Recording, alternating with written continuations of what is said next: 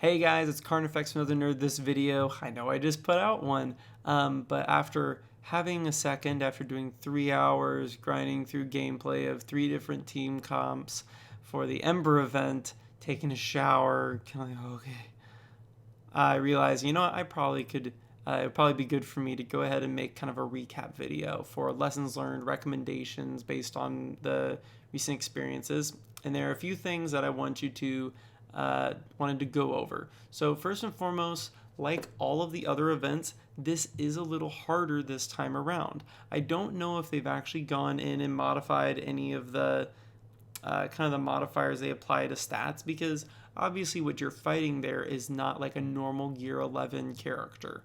It has more protection, it has more yada yada yada.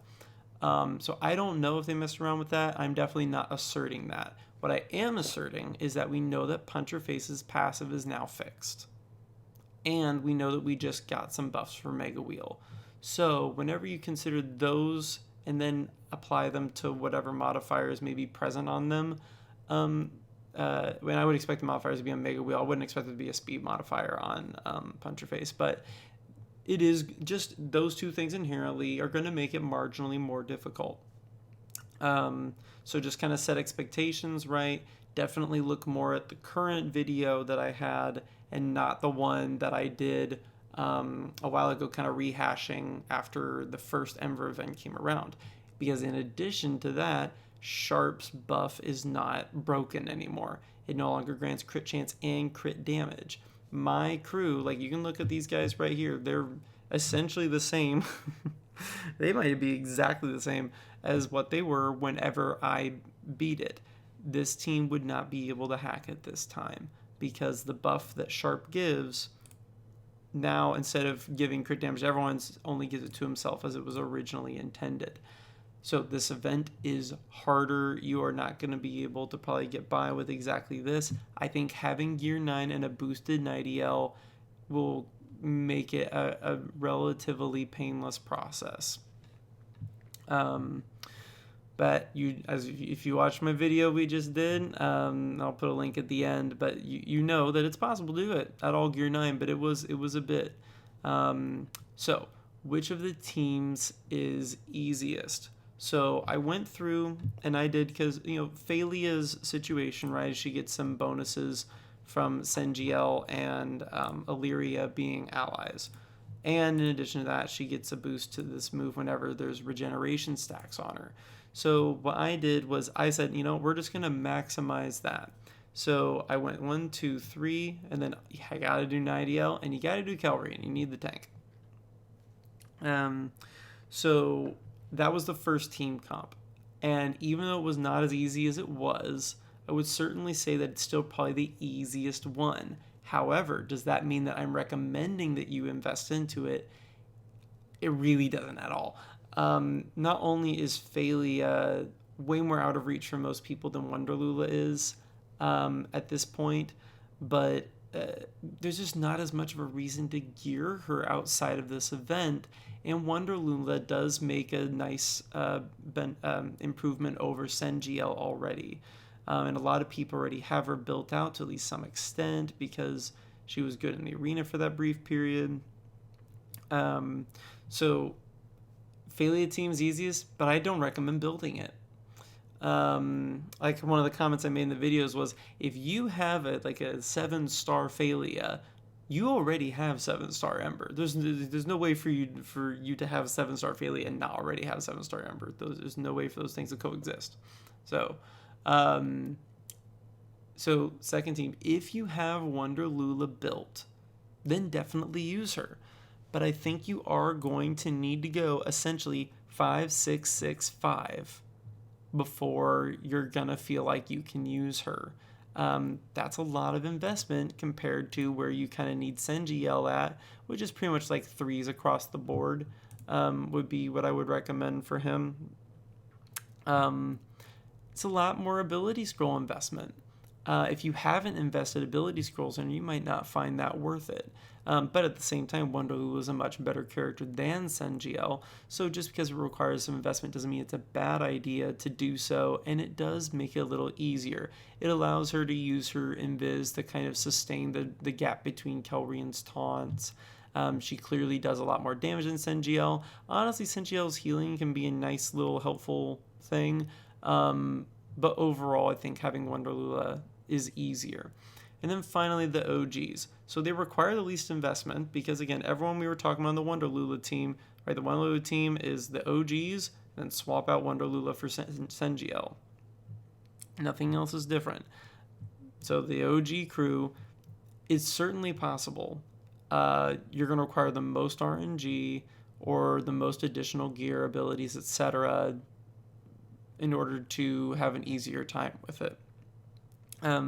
But again, if you're like, hey, I don't really feel like I have a reason to invest in Wonderlula, and you do because she's a bounty hunter, she's good for those missions, so it's certainly not a bad idea to invest in her for those reasons.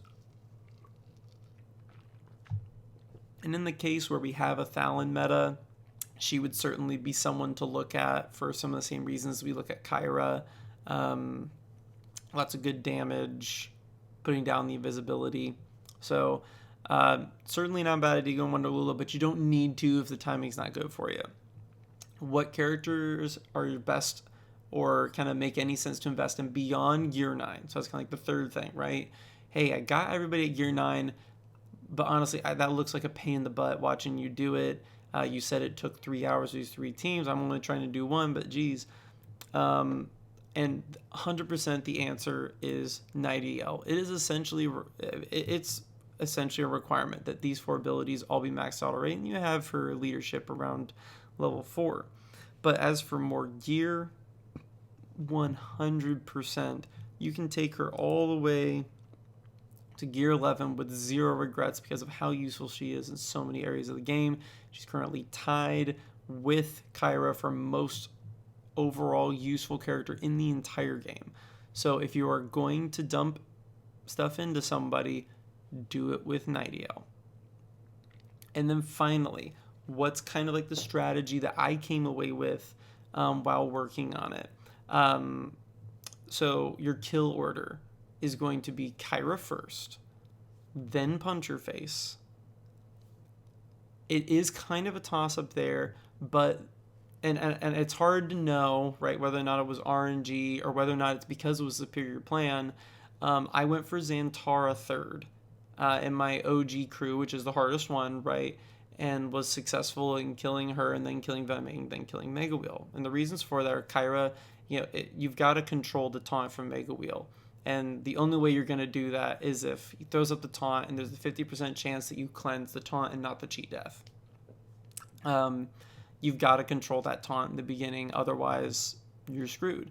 And Kyra does do a decent amount of damage. She gets all the poison buffing from Venomate, and she will essentially wipe a Gear 9 squad with little chips done in here and there.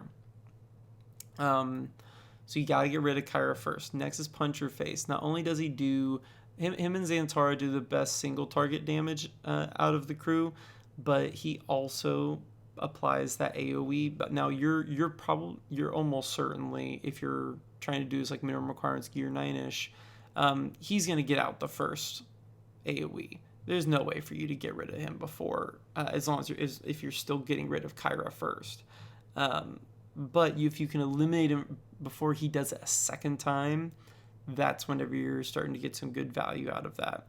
The reason I decided to consider going for Xantara is because there are lots of reasons to potentially not want to go against Venomate. Not only does he do that AoE, which more overall damage, but whenever he puts that like crit chance, crit damage, counter chance, Terminator boost on somebody, like it's going to be a bumpy ride until that stuff is out.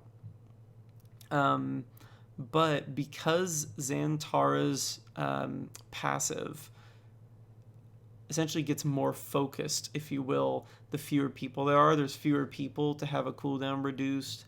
And because her heals, right, even if you ability block her with Nightingale, right, then she just uses her basic and heals someone with her basic.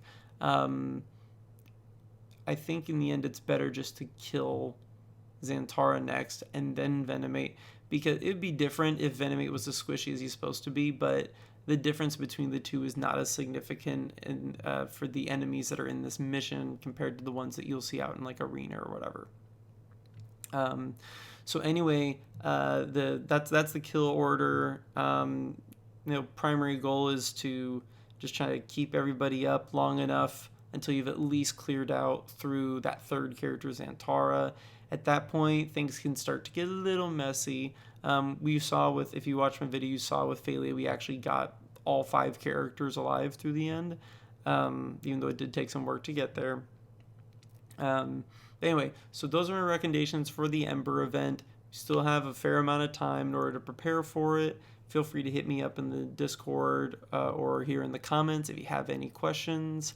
Currently having some access issues with my test account, so I'm not able to go back in. If you want to check out the runes, if you want to check out the ability levels that I had on all the characters, just find it whenever I go over it and pause on it at the end there where I do go over all the characters. So have a good one, and I'll see you nerds next time.